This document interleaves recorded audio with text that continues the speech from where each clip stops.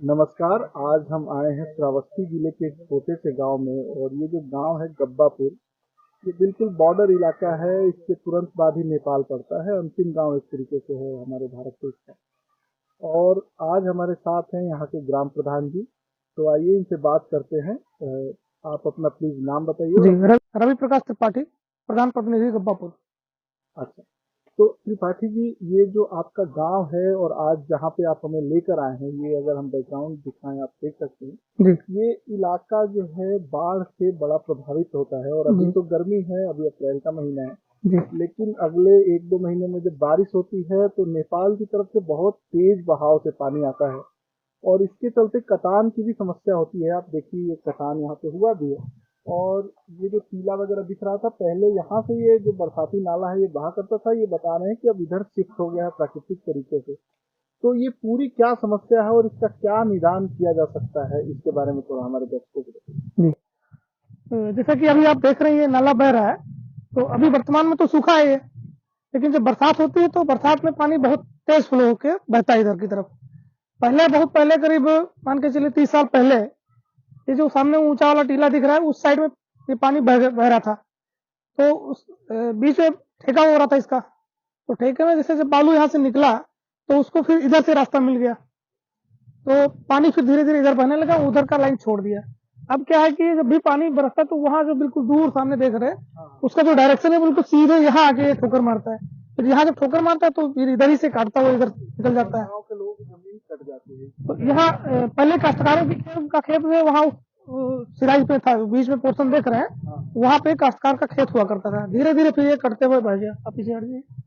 तो ये जो है इधर से काटते हुए जा रहा है ये। जी, अच्छा, एक इसमें और चीज मुझे बताइए कि जैसा अभी आपने थोड़ा सा प्रकाश डाला इस चीज पे कि पहले यहाँ पे बालू का खनन वगैरह भी होता था, शायद उस वजह से भी कुछ शिफ्ट हुआ है क्या, ऐसा था नहीं, क्या? खनन की वजह से सिर्फ नहीं हुआ, बल्कि उससे और कटान रुकी है, रुकी है। क्योंकि बराबर पहले उड़ जाता था। जब से ये खनन बंद किया गया तब से ये नुकसान ज्यादा हो रहा है। अच्छा, जब से खनन बंद हुआ उसकी वजह से फ्लो अपने आप इधर आ गया। फ्लो, हाँ, अगर वो खनन होता रहता तो बराबर मात्रा में बालू उधर से भी हट जाता। अच्छा अच्छा। लेकिन अभी एनजीटी और सुप्रीम कोर्ट के उस पे जो ऑर्डर पे ये 2008 में इस पे खनन बंद कर दिया गया। अच्छा। तो उसका नुकसान ये हुआ कि बराबर मात्रा में बालू उठने नहीं पाया, एक तरफ से जो है डाइवर्ट हो गया। अब उठता तो वो जो सिल्ट उधर डिपॉजिट हो गई, उसकी वजह से पानी को इधर बहने का मौका मिला। कछार उधर बन गया, फिर उधर, हाँ, उधर और इधर की तरफ उधर जो है सिल्ट जो है जमा होता गया, इधर डाउन होता गया, इस वजह से ये इधर काटने लगा। अब काटने लगा तो बगल में 20 मीटर भी नहीं आ रहा है, ये घर बचा होगा भाई लोग का। ये देखिए, आप देख सकते हैं कि यहाँ पे पास में ही घर है और यहाँ तक ये जो बरसाती नाला है इसकी वजह से कटान हो चुका है। तो इसके बचाव के लिए क्या क्या किया जा सकता है आपके ग्राम प्रधान के भी स्तर पे, क्या किया जा सकता है? कुछ अगर आपने किया हो या कुछ इसके लिए नहीं किया तो जैसे और भी क्या बड़ी चीज भी क्या की जा सकती है, वो आपको काफी दिनों से इसके लिए प्रयास किया जा रहा है, और कई बार जो है उच्च अधिकारियों को इसके बारे में, हर बार में इससे उच्च अधिकारियों के बारे में इसको अवगत कराया जाता है। अभी बाढ़ नियंत्रण विभाग ने बीच में, देखिए वहां जो टीला सामने दिख रहा है, इस पे एक नाला बनाने की कोशिश किया था। अच्छा पर वो इतना काफी नहीं था कि जो है पूरा पानी उसमें से निकल जाए। अच्छा अच्छा। बहुत छोटा था, तो वो एक ही बाढ़ में पट गया। और ग्राम पंचायत से भी यहाँ इस पर बनाने की कोशिश की गई थी, अच्छा लेकिन वो अचानक से एक दिन ज्यादा पानी बरसने की वजह से वो इस पर भी बाहर लेके गया। अब इसमें यह है कि पत्थर की पैचिंग वगैरह कराई जाए, साथ में इसमें वहां से जहां से कटान होना शुरू हो जाता है, इसमें एक आरसीसी की दीवार, जैसे रेन इधर रिटेनिंग वॉल टाइप का जो है बनाया जाए। अगर जैसा कि नरेगा में भी प्रावधान है रिटेनिंग वॉल बनाने का, तो उसके जरिए इसको बनाया जाए तो ये कटान यहाँ रोकी जा सकती है। अच्छा, और इस कटान से आपके गांव को और इसके अलावा जो वृक्षारोपण वगैरह भी पहले से हुआ है, जी, यहाँ के जंगल भी जो है जी, जी। या ऊपर की उर्वरक भूमि है, इसको क्या नुकसान है, इसके बारे में थोड़ा सा बताइए। अब कटान से देखिए, एक तो ये बहुत बढ़िया उपजाऊ मिट्टी वाली जमीन थी, तो जब उपजाऊ मिट्टी ऊपर बढ़ जाएगी तो नीचे केवल बालू बचेगा। अब बालू में कोई चीज फसल लगाई नहीं जा सकती है। तो जब उपजाऊ मिट्टी बह जाएगी नाले में, तो बालू में कोई चीज होगा नहीं। और उसको बचाने के लिए यही है कि जब तक रिटेनिंग वॉल बनाया नहीं जाएगा, या इस पर या पत्थर कोई चीज लगाया नहीं जाएगा, तब तक ये बचेगा नहीं।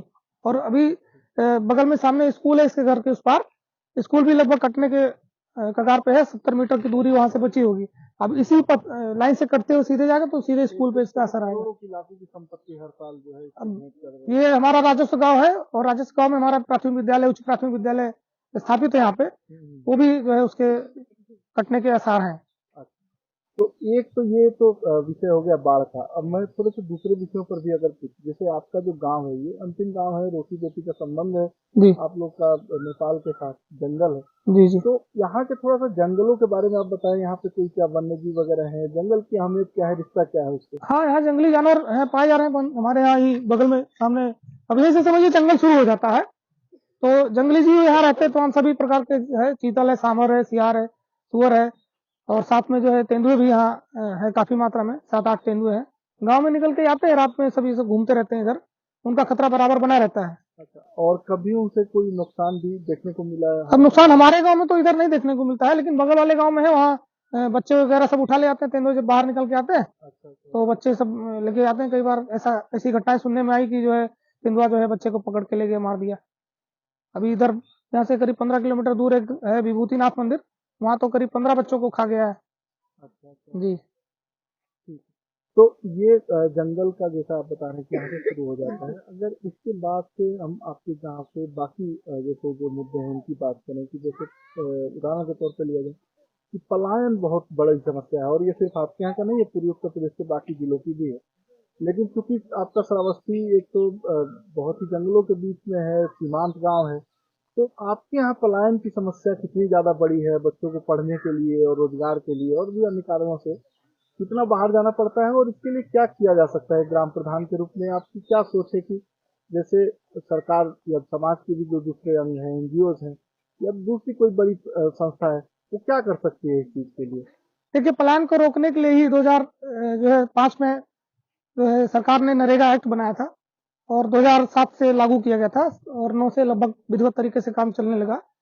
तो उसमें जो है कई जगहों पे ऐसा भ्रष्टाचार सुनने को देखने को मिला, तो सरकार ने धीरे धीरे ट्रांसपेरेंसी लागू किया। ट्रांसफर जो है उसकी वजह से सभी लोगों के डीबीटी अकाउंट खुलवाए गए, ताकि जो है नरेगा का पैसा सभी लेबरों के खाते में जाए।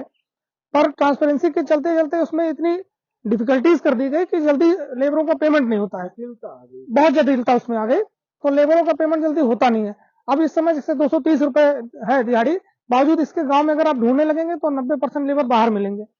2014 में जब लोकसभा का चुनाव हो रहा था, तो मोदी जी बहराइच में आए हुए थे, तो वो कह रहे थे कि यहाँ जैसे उत्तर प्रदेश में बाप बेटी की सरकार है और केंद्र में माँ बेटी की सरकार है, दोनों जगह जब सरकार एक होगी और जो है डबल इंजन की सरकार यहाँ रहेगी, तो विकास ज्यादा होगा और काम भी ज्यादा होगा। हालांकि ऐसा हुआ भी, पर इधर 2-3 सालों से ऐसा देखने में आ रहा है, जब से इधर फिर से चुनाव हुआ उत्तर प्रदेश में, कि नरेगा वगैरह पे बहुत ज्यादा ध्यान हमारे ख्याल से दिया नहीं जा रहा है, क्योंकि फंड उसमें वगैरह की भी कमी है नहीं, या? फंड की कमी तो नहीं है, फंड बहुत है, अच्छा, पर जो उसके भुगतान की जो प्रक्रिया है वो बहुत जटिल हो गई, हो गई है। तो इस वजह से जल्दी लेबर मिलते नहीं। अब भाई अगर 230 ही रुपए दे रहे हैं, साल भर में 100 दिन का काम है, 265 दिन बचे।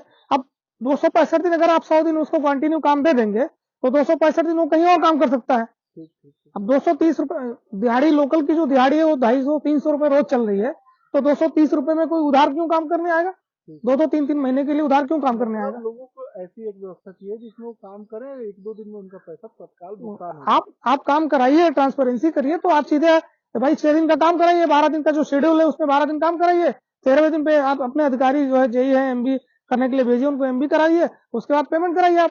अब तो गूगल पे इंस्टेंट मोड में पेमेंट हो रहा है, इंस्टेंट में पेमेंट कराइए। आप जो है उसको लटका देंगे, पेंडिंग कर देंगे 2-3 महीने के लिए। ये मैं बड़ा अच्छा आपने इशू बताया। तो ये तो रोजगार की एक बात हो गई। जी अगर इसी का दूसरा पक्ष है, एक जो शिक्षा, जिसके लिए इसके लिए भी पलायन होता है, जैसे आपके यहाँ पे राजकीय विद्यालय भी खुला है, दूसरे भी प्राइमरी स्कूल भी हैं, यहाँ पे क्या इंफ्रास्ट्रक्चर ठीक है, इसको और सुधार करने की जरूरत है, या शिक्षकों की संख्या बढ़ाने की जरूरत है, या क्या? नहीं, निश्चित रूप से देखिए, अभी जैसे विद्यालय के नाम पे अभी हमारे यहाँ राजकीय इंटर कॉलेज शुरू किया गया है, जो कि पहले नहीं था, 2 साल पहले से यहाँ शुरू किया गया। और बाकी जो प्राइवेट विद्यालय हैं कुछ इंटर कॉलेज वगैरह, तो वो है, लेकिन वो भी नाकाफी है, उतने पर्याप्त मात्रा में नहीं है। उनकी फीस भी अधिक है प्राइवेट फीस भी प्राइवेट में विद्यालय में ज्यादा रहती है। अभी जो विद्यालयों में जो कॉपी किताब दिए जा रहे हैं वो भी बिल्कुल महंगे, तो उस पर भी गवर्नमेंट को ध्यान देना चाहिए। जो मिडिल क्लास है या लोअर क्लास है, उसको अफोर्ड नहीं कर सकता है। जो किताबें दी जा रही हैं, हर बार जो है किताबों में एक चैप्टर चेंज किया जाता है, और पूरी की पूरी बुक जो है नहीं ली जाती है। 7-8 हजार रुपए जो है उसके जो है भाई फोर्थ क्लास और 5th क्लास के बच्चों को इतनी महंगी किताबें खरीदनी पड़ रही हैं, कौन खरीद पाएगा? फिर उनको निहायत यही प्राइमरी में भेजना पड़ेगा, बच्चे भेजते हैं उसमें भी इंफ्रास्ट्रक्चर शिक्षकों की भी कई बार हाँ बहुत सारे ऐसे विद्यालय जहाँ लगभग नहीं है, तो धीरे धीरे गवर्नमेंट हालांकि भर्ती कर रही है, लेकिन उतना पर्याप्त मात्रा में नहीं। बाकी अब रही बात जो है पलायन के लिए एक और मुद्दा है कि लोकल में नरेगा के अलावा और ऐसी कोई व्यवस्था नहीं है, कोई फैक्ट्री नहीं है, कोई ऐसा सेटअप नहीं है जहाँ पे यहाँ के लोग काम कर सके। लघु उद्योग नहीं है। अभी एक जैसे श्रावस्ती में एक भी चीनी मिल नहीं है। अगर चीनी मिल लग जाए तो यहाँ के जो छोटे काश्तकार हैं उनको भी कुछ सहूलियत मिल जाएगी, अपना रोजी रोटी कमाने का मौका मिल जाएगा। तो ये दोनों बातें आपने बड़े अच्छे से बताई। एक मुझे और चीज बताइए, ग्राम प्रधान होने के नाते, श्रावस्ती के आपके नागरिक होने के नाते, पढ़े लिखे व्यक्ति हैं आप अच्छे, कि आपके अनुसार गांव कैसा दिखना चाहिए, उसकी विकास की परिकल्पना क्या होनी चाहिए? एक आदर्श गांव आप कैसा देखते हैं कि अगर आपको यह कहा जाए कि भाई आप कहाँ तक पहुंचाना चाहते हैं, आपका विजन क्या है, विश्व दृष्टि क्या है, तो एक आदर्श गांव आपके अनुसार कैसा दिखना चाहिए? देखिए, आदर्श गांव में जो लोगों की जो मूलभूत आवश्यकताएं हैं, नाली, सड़क, बिजली, पानी, खड़ंजा, ठीक है, रोजी रोजगार, ये सारी चीजें होनी चाहिए। पर उसको तब बनाया जा सकता है जब जैसे मान लिया कोई ग्राम प्रधान है, तो ग्राम प्रधान को भी कुछ छूट मिलनी चाहिए कि हम अगर प्रोग्राम बना रहे हैं, साल भर में उसकी बैठक करते हैं और उसके बाद जो है कार्य योजना तैयार करते हैं। कार्य योजना तो हमने तैयार कर ली, पर कार्य योजना के सापेक्ष हमको फंड नहीं उपलब्ध कराया जाएगा, और फंड भी अगर उपलब्ध कराया जाएगा तो ऊपर से ही ये बताया जाएगा कि आप ये कराइए। अब मान लीजिए कि हमको जरूरत है यहाँ पे मान लीजिए नाली बनाने की, और आप कह रहे हैं सोकपीट बनाइए। अब सोकपीट का जो डायमीटर है वो 1 मीटर 20 सेंटीमीटर का डायमीटर है। बरसात में अभी देखिए यहाँ पानी भरा हुआ है, इसका जो लेवल है वो 7-8 फीट पे है। हमारे यहाँ बरसात में 7-8 फीट पे पानी ऊपर आ जाता है। ठीक, बरसात जब होती है तो पानी अपने आप निकलता है, ऊपर आ जाता है। तो अब 1 मीटर 20 सेंटीमीटर के दायरे में अगर हम सोकपीट बनाते हैं तो बरसात में ऑब्वियसली वो बहेगा और वहां पे फिर गंदगी होगी। अभी नाला, जैसे ये नाला है, पानी बह जाता है इसमें, हम नाली बना करके लाए, पानी इसमें गिराए और ये चला जाता है जंगल में, तो इससे कोई नुकसान नहीं होगा। ठीक है, तो एक तो ये गंदगी इससे जो है खत्म होगी। दूसरा ये है कि अभी तमाम फूस वगैरह सब बने हुए हैं। अब सर्वे होता है 10 साल पे, आर्थिक जनगणना होती है, उस पर जो है कई लोगों के जो है नाम छूट जाते हैं, जो पात्र तमाम ऐसे व्यक्ति हैं जो आवास नहीं बनाए हुए हैं। ठीक, गवर्नमेंट ने तो कहा था कि 2022 तक हम सबको आवास दे देंगे, पर अभी भी बहुत सारे ऐसे लोग हैं जो आवास नहीं पाए हुए हैं।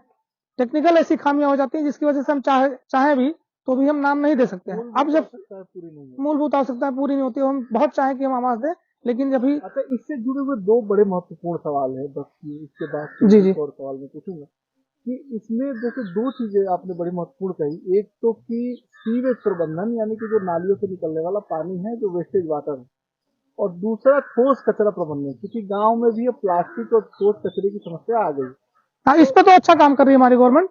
तो इसमें आप क्या सोचते हैं, क्योंकि आपका तो जो गांव है प्राकृतिक रूप से भी बड़ा ही महत्वपूर्ण गांव है, क्योंकि जंगलों के बीच है ये बिल्कुल, तो ये कैसे किया हाँ, इसके लिए भी गवर्नमेंट जो है आरआरसी सेंटर का निर्माण करवा रही है। तो आरआरसी सेंटर में क्या है कि सभी गांव में जो घर के लोग हैं उनके यहाँ से हम कचरा डायरेक्ट घर से उठाएंगे। अभी तक तो लोग ले आते थे, ऐसे ही फेंक देते, कहीं भी ड्रॉप कर दिया। पर अब जो हमारा आरआरसी सेंटर बन जाएगा तो उसमें जो है एक आदमी हम रखेंगे जो वो घरों से कचरा उठा के लाएगा, वहां रखेगा। उसके बाद में उसको जो है अलग अलग छांट करके, उसमें टैंक सारे अलग अलग बने हुए होते हैं, उसमें वो रखेगा। तो उसमें क्या है कि जैसे प्लास्टिक है अलग रखेगा, कांच अलग है, और वैसे जो ऐसे कचरे हैं जो डिपॉजिट हो जाते हैं, मतलब जैविक तरीके से वो हाँ सड़ जाते हैं, उनको अलग रखेंगे। और जब वहां वो टैंक भर जाएगा तो फिर मेन जहाँ पे बड़ा सेंटर होगा वहां ले जाया जाएगा। इस तरह से जो ये ठोस कचरा प्रबंधन है उसके लिए तो खैर सरकार, अभी कल ही मीटिंग हुई है, तो उसके लिए गवर्नमेंट ने अलाउ किया कि आप जो ये चीज बनवाइए, तो इससे ये चीज इसका तो निपटारा हो जाएगा। पर इसके अलावा और जो समस्याएं वो थोड़ी बहुत रहती हैं, वो उसके लिए थोड़ा सा। आखिरी सवाल बस, आप अगर कोई ऐसी बात हो जो हम नहीं पूछ पाए और जो आप कहना चाहते थे अभी नहीं कह पाए, तो वो आप जी, देखिए, कहना ये हमको है सिर्फ इतना कि जैसे गांव में अगर जब ये बैठक की जाती है और उसमें तो गांव सभा की कार्य योजना विकास के लिए बनाई जाती है जीपीडीपी की, तो उसमें बहुत सारी ऐसी चीजें होती है कि गवर्नमेंट के लोग कहते हैं, सरकार कहती है कि हमको जो आप कार्य योजना दीजिए, तो जो हम आपको फंड उपलब्ध करा रहे हैं उसके सापेक्ष आप कार्य योजना बना के दीजिए। पर कभी कभी ऐसा होता है कि गांव में भाई तमाम ऐसे लोग हैं जिनको और कुछ आवश्यकताएं रहती हैं, और या बीच में ऐसी कुछ जरूरतें आ जाती हैं अचानक से कि उनको काम कराना पड़ता है। तो जब गांव सभा की कार्य योजना बनाई जाए तो उसमें इतना मतलब रहना चाहिए व्यवस्था कि हम अपने तरफ से अगर कोई चीज कराना चाहें तो उतनी छूट मिलनी चाहिए हमको। ऐसा ना हो कि वहीं से पहले से फिक्स कर दिया जाए कि ये चीज ही आप कर सकते हैं। बाकी अगर बड़ी महत्वपूर्ण बात कही कि लोकतंत्र का जो सबसे निचला लेकिन सबसे महत्वपूर्ण स्तंभ है पंचायती राज, जी उसको स्वायत्तता प्रदान की जानी चाहिए। जी तो बहुत बहुत धन्यवाद आपका प्रधान जी हमसे बात करने के लिए, जी और आपने हमारे लिए समय निकाला। एक बार आपका फिर से धन्यवाद। धन्यवाद।